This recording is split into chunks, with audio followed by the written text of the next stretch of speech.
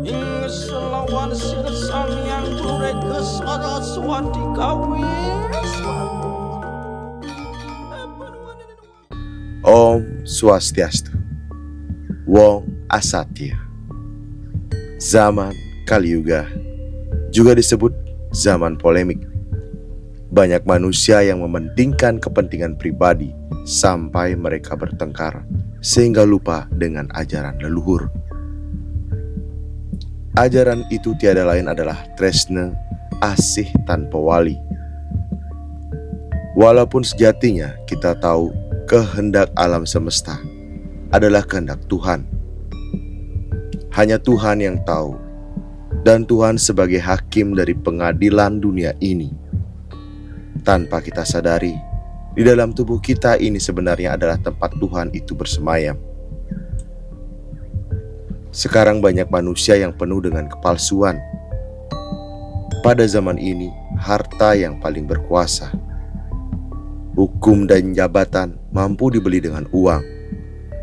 Mereka melakukan berbagai cara dan berperilaku yang terlihat baik dalam kehidupannya. Ini demi memenuhi hasrat yang dia inginkan. Banyaknya manusia yang kelihatan membantu tetapi tanpa disadari selalu mengharap imbalan.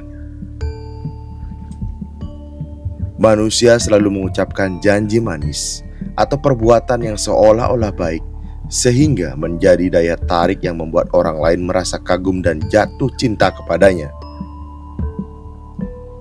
Namun pada kenyataannya, setelah berjalan hal itu hanya sebuah tipu daya yang nanti akan menyakitkan atau sering kita kenal dengan sebutan pembohong. Asatya mengacu pada kepalsuan. Menurut dari Mantana Bhairava Tantra, sebuah karya yang sangat luas yang termasuk dalam korpus teks Tantra. Penyembunyian yang merupakan kepalsuan adalah dosa, dan karena kepalsuan adanya neraka. Karena kepalsuan ada rintangan di setiap langkahnya. Kepalsuan tidak ada dunia lain yang lebih tinggi di luar sana, dan tidak ada manfaat di dunia ini karena kepalsuan. Pengetahuan tidak dapat disebarkan karena kepalsuan, dan tidak ada pembebasan karena kepalsuan. Wahai orang bijak, kepalsuan adalah kematian. Kepalsuan adalah kesalahan terburuk. Dalam Siwa Purana, Tatwa hanya seorang musuh. Meskipun cerdas dalam intelek yang selalu menyenangkan telinga sekarang, tetapi ternyata tidak benar dan tidak sehat setelahnya.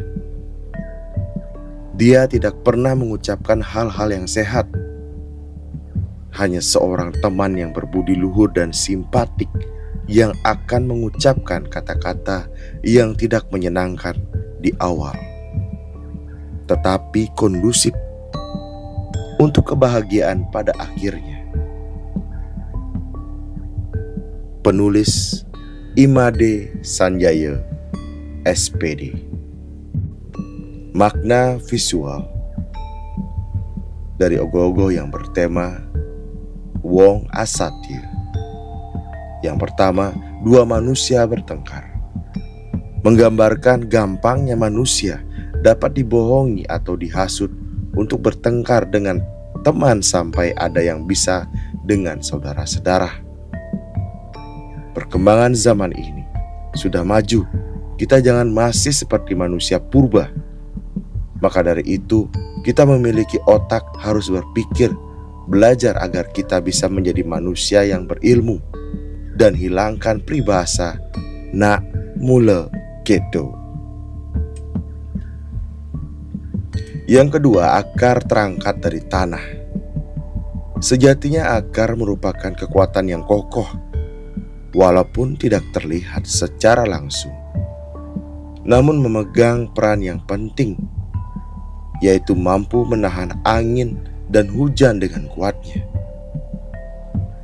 Dalam cerita ini, digambarkan bahwa jika keinginan buruk terhalang oleh seorang, maka dia akan habisi atau cabut sampai ke akar-akarnya demi kekuasaan dan kebahagiaan yang dia dapatkan.